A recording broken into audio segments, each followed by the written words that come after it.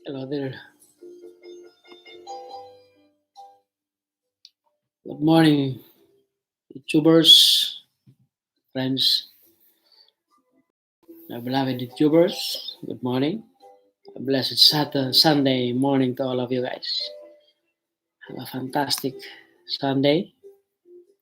And una-una, salamat natin ng Diyos because He woke us up, mga kapatid. Wait lang para mas maganda ang usapan.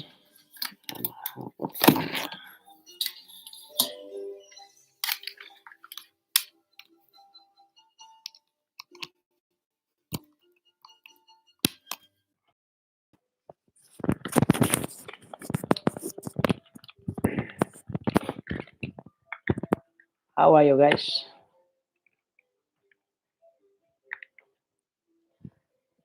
Once again, a blessed, fantastic Sunday to all of you. Today is June 28th, I think. Diba? June 27. 27 of June. And it's beautiful. It's beautiful Sunday. Una-una, God has woke us up. Ginising tayo mga kapatid. Malusog tayo, malakas tayo. Kaya let us thank the Lord kasi bagong buhay na naman tayo, bagong pag-asa sa araw ng linggo. Pasalamatan natin siya sa isang linggo na dumaan sa ating buhay na maayos ang ating trabaho mga kapatid. Kaya thank you Lord. Thank you Lord. Salamat Panginoon. Salamat sa lakas, salamat sa kalusugan, di ba? Kapatid, maraming pangyayari sa mga nagdaaraw. Mensahero sa atin sa umagang ito. It's 7 o'clock, 7:12 a.m. dito ngayon sa Athens. Mga kaibigan, mga YouTubers around the world, nasaan man kayo, panalangin ko sana patuloy kayong ingatan ng ating mahal na Panginoon. Patuloy kayong protektahan sa araw-araw niyong pamumuhay, sa araw-araw niyong paglabas. Tigit sa lahat, patuloy niya kayong buhusan ng kanyang pagmamahal so that you can love others too. Mga kapatid, mga YouTubers, beloved YouTubers. Kaya this beautiful Sunday, mga dear brethren,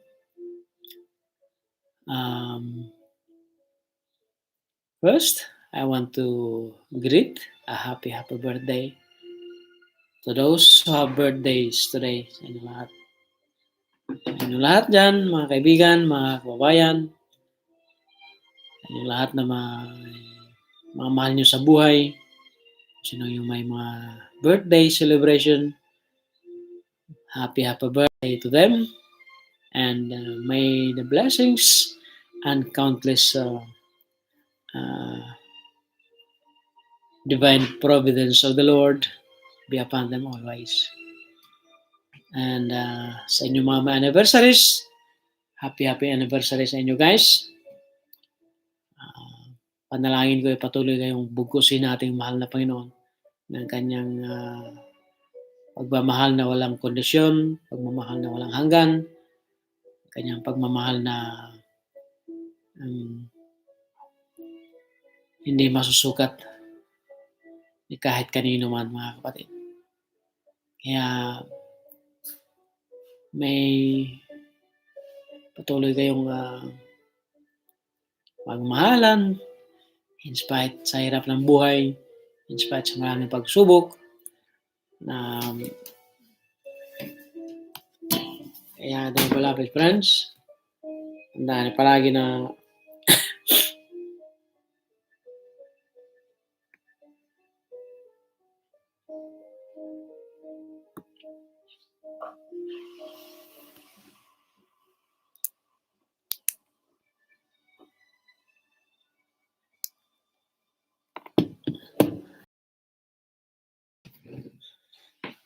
sa lahat ng mga pangyayari sa buhay natin, sa lahat ng pagsubok sa buhay natin, ang Diyos ay nandiyan palagi.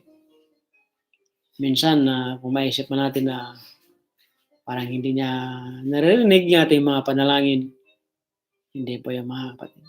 He's always there. He's just waiting for us.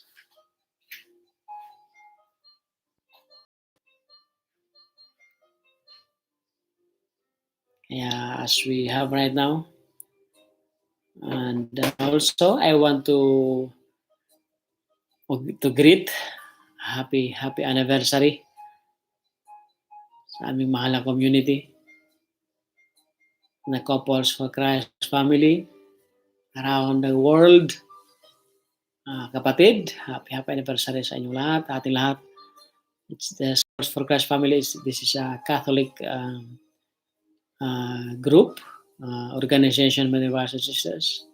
This is not a religion, but this is just a community, an organization to help us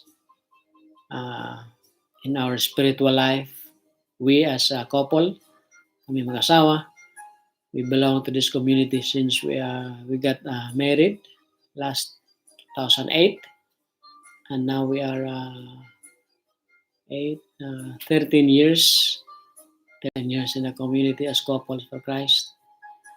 And you know, guys, we are not yet perfect, guys. We're not yet perfect. We still have some arguments. We still have some disagreements in our lives, in our relationships as husband and wife. We still have,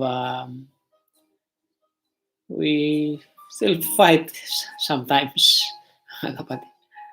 But, alam nyo mga kapatid, sa lahat, sa buong taon, sa 13 years na yun, siguro kung wala kami sa community na ito, kung hindi ginamit ng Diyos ang community na ito, ang Couples for Christ family, siguro matagal na kami naghiwalay ng asawa. Mga kapatid, this community is not perfect. Baka akalain nyo perfecto ang community ito. No, hindi mga kapatid. Marami kaming kasamahan na iba't ibang klaseng ugali, dear beloved friends. Iba't ibang klaseng pananaw ng buhay, iba't ibang klaseng mga plano sa buhay, mga kapatid. Iba't ibang klase ng pagsamba, iba't ibang klaseng bigay ng oras. Kaya, dear beloved friends, na sabi ko nga is, ang community ito ay maraming trials, maraming dumaang bagyo sa buhay ng community ito. Maraming nawala, maraming umalis, maraming nanghihina, beloved friends.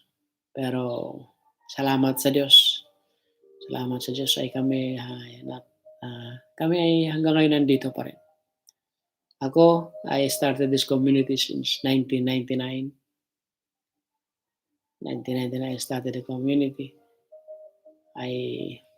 As a single pa noon, Singles for Christ in my beloved place, Albuera, Leyte.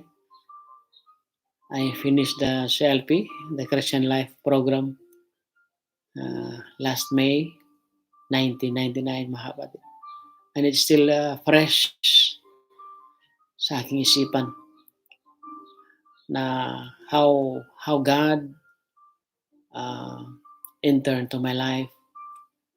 And I know God already, mga kapatid, but I started my relationship with Him since I joined this community. And He has blessed me. He has blessed me a lot of things, my brothers and sisters. And higit sa lahat, He has blessed me to become a good person. Hindi man totally, mabait na tao. But I can say is, it helps me a lot, my brothers and sisters. to become a good son to my parents, a good brother to my siblings, a good cousin to my cousins, mga kapatid, a good father to my daughters, and a good husband to my wife. I'm still struggling, my beloved friends, struggling to do good, struggling Christian, maging mabuting tao, mga kapatid. Kaya this community is leading me, is guiding me on the right path para maging maganda yung takbo ng buhay, mga kapatid. Mahirap mamuhay sa mundong ito na wala tayong guidance, walang nag-lilid sa atin on the right path. Mahirap mamuhay mag-isa, mga kapatid. And bilang Kristiyano, bilang Katoliko, mga kapatid, going to church is not enough, mga kapatid.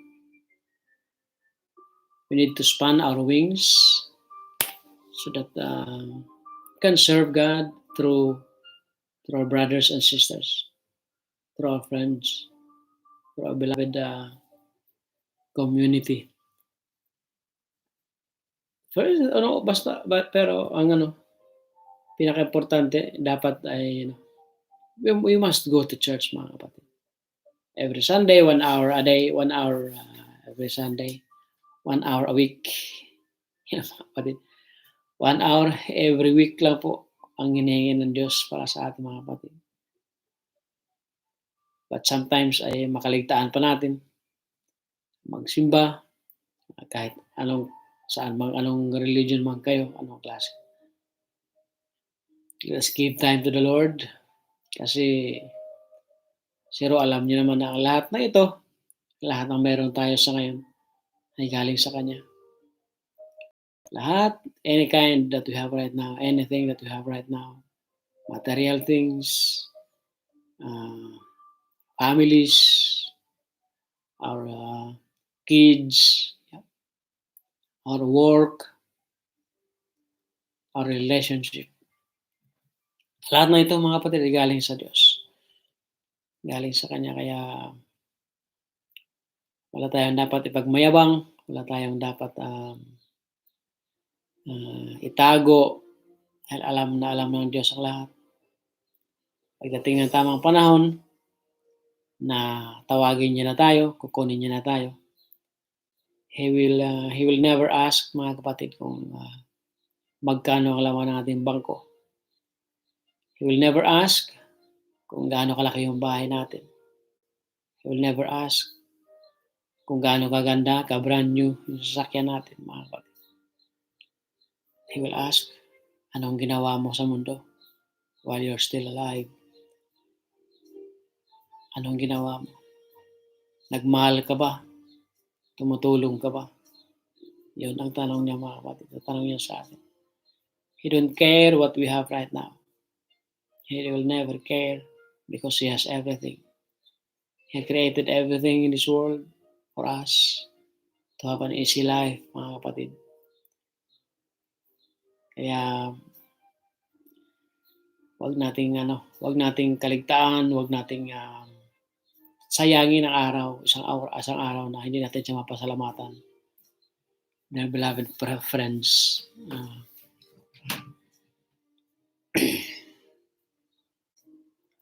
kaya so this beautiful Sunday, brethren, join me in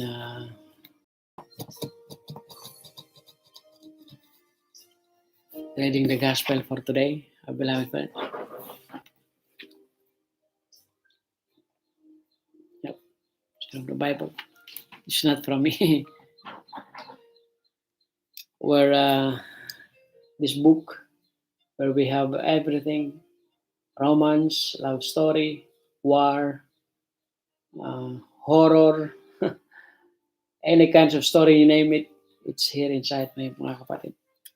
Yeah, I need to put my apparatus para mabasa natin ng maayos. Today, the beloved friends, beloved families, beloved YouTubers, ating gospel today is nanggaling sa gospel ng Saint Mark, chapter 5, verses 21 to 42. Jesus went back across to the other side of the lake. There at the lakeside, a large crowd gathered around him. Jairus, an official of the local synagogue, arrived, and when he saw Jesus, he threw himself down at his feet and begged him earnestly, "My little daughter is very sick. Please come, place your hands on her so that she will get well and live." Then Jesus started off with him. So many people were going along with Jesus that they were crowding him from every side. There was a woman who had suffered terribly from severe bleeding for 12 years. Even though she had been treated by many doctors, she had spent all her money, but instead of getting better, she got worse all the time. She had heard about Jesus, so she came in the crowd behind him, saying to herself, "If I just touch his clothes, I will get well." She touched his cloak, and her bleeding stopped at once, and she had the feeling inside herself that she was healed of her trouble. At once Jesus knew that power had gone out of him, so he turned around in the crowd and asked, "Who touched my clothes?" His disciples answered, "You see how the people are crowding you. Why do you ask who touched you?" But Jesus kept looking around to see who had done it. The woman realized what had happened to her, so she came, trembling with fear, knelt at his feet, and told him the whole truth. Jesus said to her, "My daughter, your faith has made you well. Go in peace and be healed of your trouble." While Jesus was saying this, some messengers came from Jairus' house and told him, "Your daughter has died. Why bother the teacher any longer?" Jesus paid no attention to what they said but told him, "Don't be afraid, only believe." Then he did not let anyone else go on with him except Peter and James and his brother John. They arrived at Jairus' house, where Jesus saw the confusion and heard all the loud crying and wailing. He went in and said to them, "Why all this confusion? Why are you crying? The child is not dead. She only sleeping." They started making fun of him, so he put them all out, took the child's father and mother and his 3 disciples, and went into the room where the child was lying. He said to her, "Talitha cum," which means, "Little girl, I tell you to get up." She got up at once and started walking around. She was 12 years old. When this happened, they were completely amazed. But Jesus gave them strict orders not to tell anyone. And he said, "Give her something to eat." The Holy Gospel of the Lord. Yes, beloved friends, dear brethren, dear beloved, ang gospel natin today is one of the proof, is one of the promise of God na all of us, if we have faith, we can be healed, my brothers and sisters. And every kind of sickness that we have, because that's His word. Do not be afraid, but believe. Sabi niya, huwag tayo matakot. Maniwala lang tayo. Huwag nating tanggalin, huwag nating hayaang mawala yung paniniwala natin sa Kanya, mga kapatid. Huwag nating hayaan na mawala natin yung trust sa Kanya. It is better to trust in the Lord than to trust in man. Yan po ang Kanyang salita na hindi natin, na kahit sino man na hindi pwedeng magbago, hindi pwedeng baguhin. Yung Kanyang salita ay mananatili yan, mga kapatid. Magunaw man ang mundo, but His words will still remain, mga kapatid. His promises will remain, and His promises will happen to us. Kaya sa all of you right now, my dear beloved friends, YouTubers, sa inyong lahat dyan, mga may sakit, may karamdaman, basihan nyo yung gospel natin today. Isang babae, she has bleeding for 12 years, mga kapatid. Walang doktor na nagpagaling sa kanya. She spent all her money. But nothing happened. But getting worse, my beloved friends. Imagine, guys, a woman who's bleeding for 12 years. What will happen? 12 years. We may think it's impossible that she's still alive for 12 years. She's bleeding. But mga kapatid, this is true.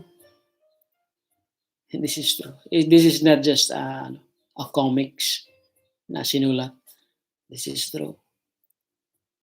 What happened in the Bible is true, dear beloved friends. But that girl was bleeding for 12 years because of her faith.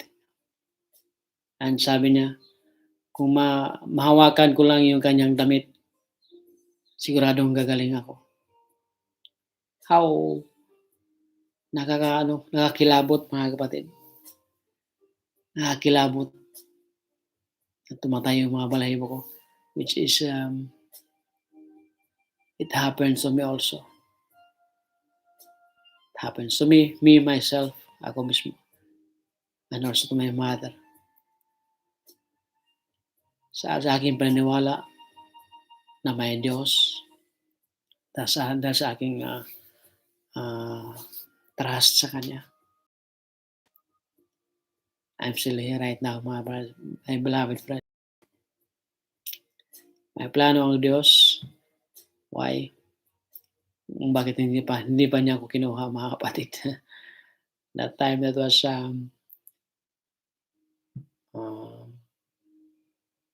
2002. 2002, my brothers and sisters.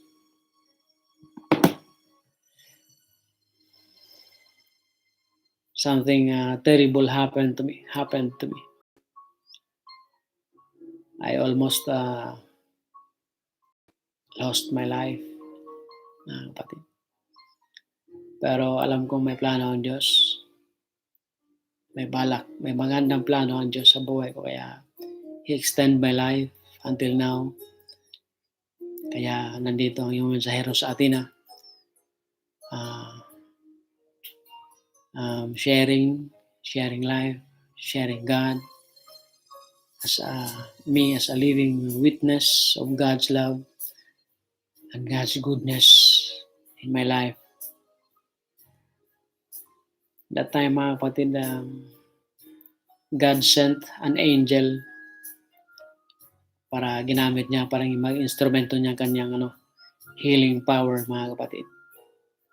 So God used my uncle, my Chuhin, to heal me. Ano ko yung pagsubok ng mga kapatid sa buhay. Physical trials, mga kapatid. He used my uncle para pagalingin ako that time, that very moment, mga kapatid. That was December 15, 12, midnight. My dear beloved friends. And that time, my prayer is I want to finish the Mesa de Gallo, mga kapatid. But how can I go to the church if I have fever, I have diarrhea, I am vomiting, mga kapatid. Sobrang hirap.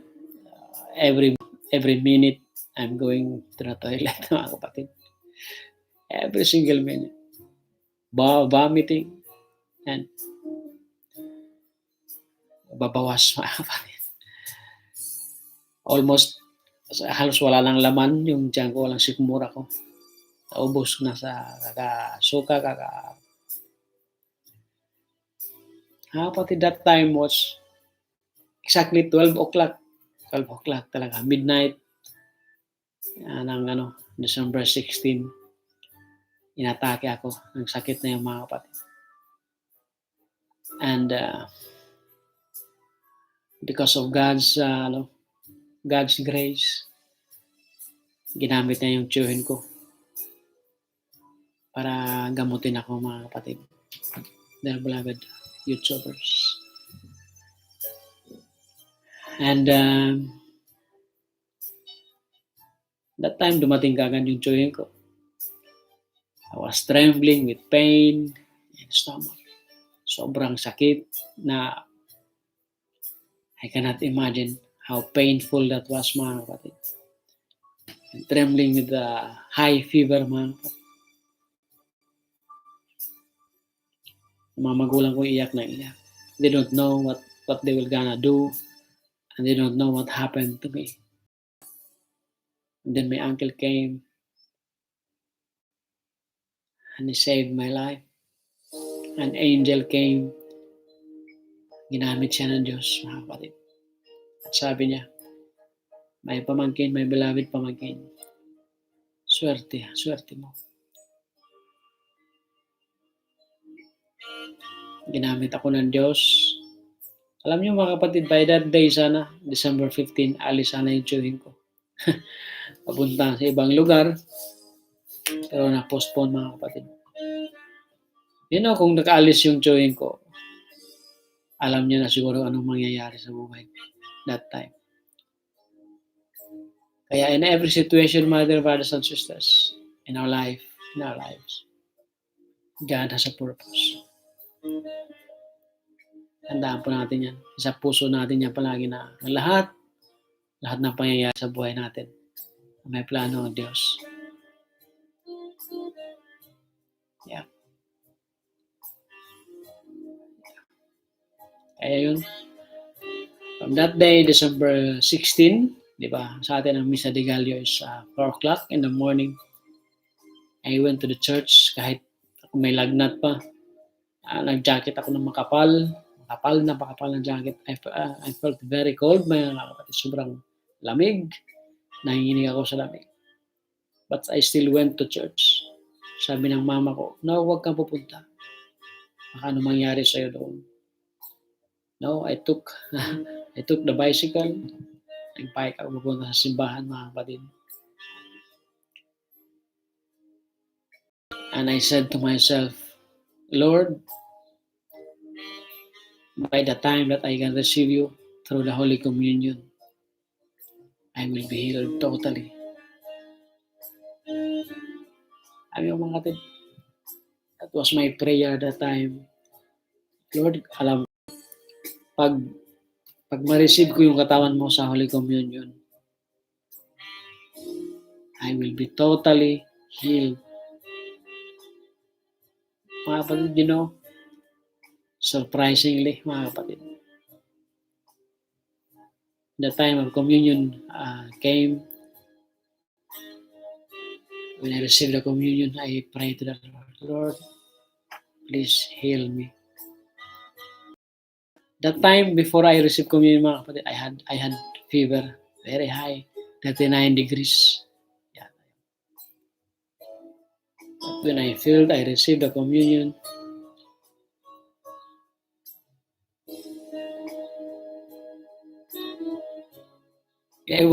I don't know if you believe this, mga kapatid, the beloved friends.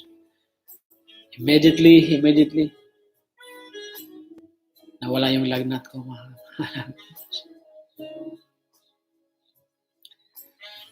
biglang tumulo yung pawis ko, mga kapatid, na pawis na parang galing naglaro ng basketball. I immediately removed my jacket. Yung makapal na jacket na yung galing dito sa Athens. Ganito kakapal na jacket, mga kapatid. Because before I went to church, I felt very cold, mga kapatid. Sobrang lamig. Nanginginig ako sa lagnat. But after I received the Holy Communion, my dear brothers and sisters, I said to the Lord, Lord, by the time that I will receive your body through the Holy Communion, I know I will be healed. Pagkatapos kong mag-receive ng communion, mga kapatid, tagaktakan yung pawis ko, mga friends. And I felt the healing of God came into my body. This is true. This is a true story, my dear friends. True to life story. This story, I didn't take it from someone. It happens to me, my dear friends. By that time, after that day, I went home. That time, I went home. And nagtanong ka agad yung mama ko, mga magulang ko. Kumusta ang pakiramdam mo na? Sabi ko, Ma, after I received the communion, I felt 1,000% healing. She cried. Pasalamat sa Thank you, Lord. Thank you, Lord. Yan, mga kapatid, itong nakasulat dito. Kung nakasulat, hindi po basta-basta, mga kapatid. This is not just a fantasy, a story from someone, but a story from God, mga kapatid. And it's happening in my life. It's happening right now. Ang mensahe ng Diyos, ang siya nagpatatag sa akin, my beloved friends. Yeah. That first day of Misa de Gallo, I prayed to the Lord, sana matapos ko the Lord. And thanks God, I finished the Misa de Gallo, my dear brothers and sisters. I survived. I finished the 9 whole morning. Natapos ko yun, mga kapatid. And my prayer for that, diba sabi sa atin, if you want your prayers to be, granted, just attend the Misa de Gallo. You must complete the Misa de Gallo, and whatever prayer you ask, God will give it to you. The beloved YouTubers, my prayer for that time is, sana makarating na ako dito sa Greece.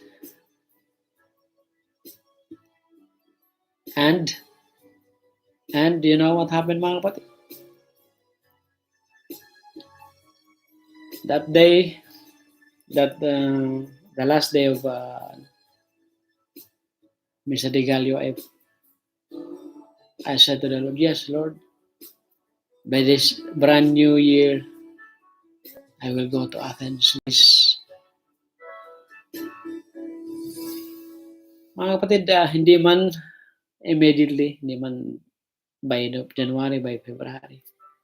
But by November, my beloved friends, November 2003, November 12, I left our beloved country to travel here in Athens. And November 13, my dear brothers and sisters, I came here November 13, 2003. God, our beloved God, granted my prayers, mga kapatid. Hindi man immediately, but in His perfect time and will. Kaya tayo mga kapatid, minsan, kung mayroon tayong panalangin, mga dalangin sa buhay natin na hindi binibigay kaagad ng Diyos, just wait lang mga kapatid. Maghintay lang tayo.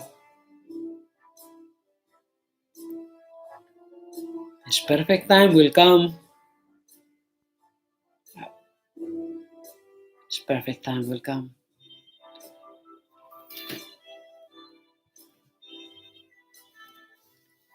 And now, until this time, mga kapatid, I'm here. I was single that time. I was single then. I was just 25 years old. Fresh. 25 years old, mga kapatid.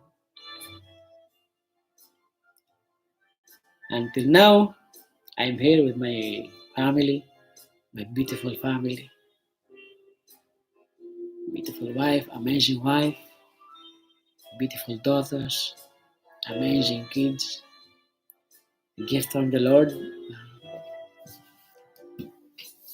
Yeah, here we are right now with this community, the Couples for Christ family.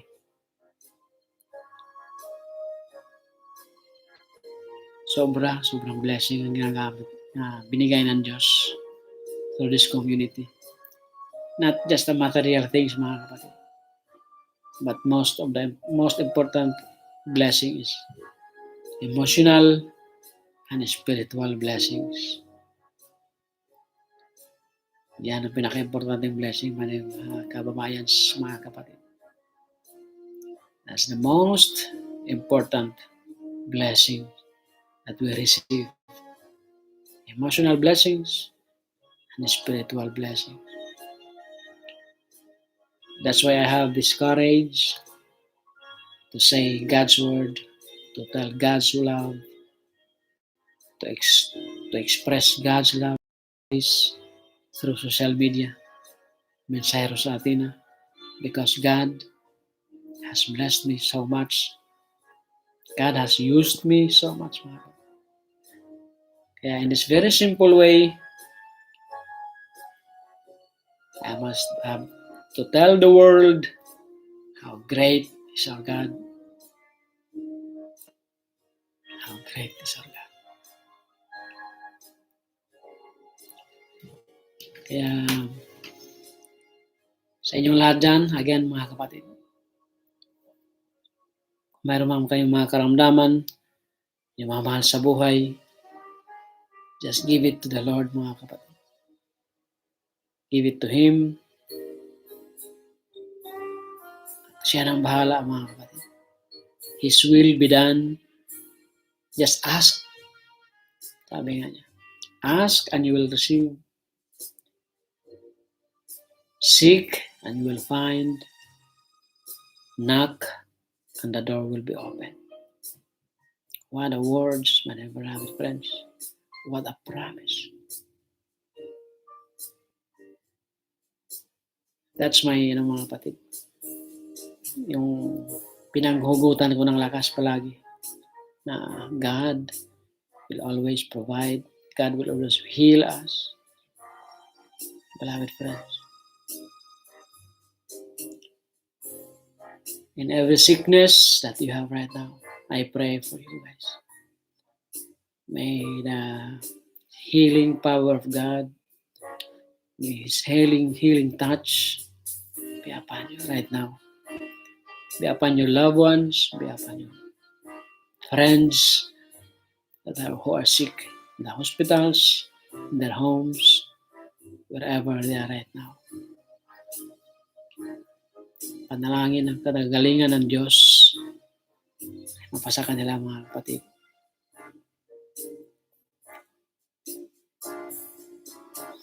sobrang mahal, sobrang bait ng Diyos, sobrang niya tayong mahal mga dear beloved friends. Kaya huwag natin sayangin ang buhay. All of us, guys, all of us can be used by God as a living witness in this world. I'll just say yes, dear beloved friends. Just say yes. Yes, Lord. Here I am. Use me. Yan mga kapatid.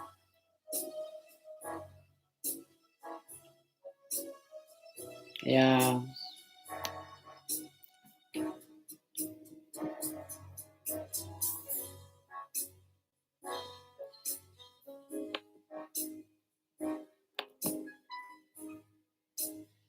so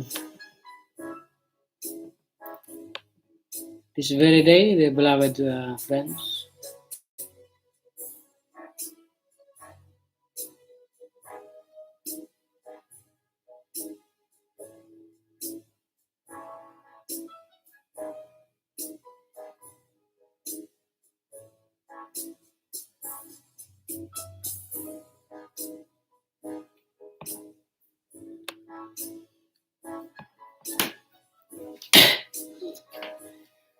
yun ang ating mga kapatid, parang mensahero sa atin na salamat and patuloy kayong buhusan ng ating mahal na Panginoon ng mga biyaya. Patuloy niya kayong alagaan, patuloy niya kayong protektahan. Mensahero sa atin na is here. Every single day, I'm praying for you guys. Hindi ko man kayo kilala, but I can pray for you.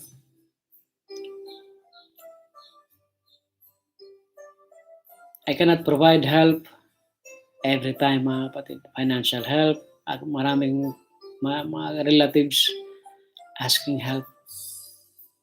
But our financial statement ay may limitations, mga kapatid. I wanted to help financially. But minsan masakit sa karamdaman, mga kapatid, na I wanted to help but we don't have enough. Kaya through this, by praying, mga kapatid, to someone, I know I can give it to anyone, mga kapatid. This is my prayer, this is my way of helping. To pray for you, pray for your loved ones. Because if I will not do this, dear brethren, who will do this for us? Who will do this for us? Kaya naglakas loob ako, mga kapatid, to share God's love, to share God's power. Kahit pa paano ay mapasalamatan ko siya through this way, by sharing His love, by sharing His goodness, by sharing His miracle. Kaya, dear brethren, mensahero sa atin na, saying, have a blessed Sunday to all of you. Don't forget to go to church and have a fantastic week ahead, amazing week ahead to all of you guys. God bless you all. Mensahero sa atin na, always praying for you. Thank you and God bless.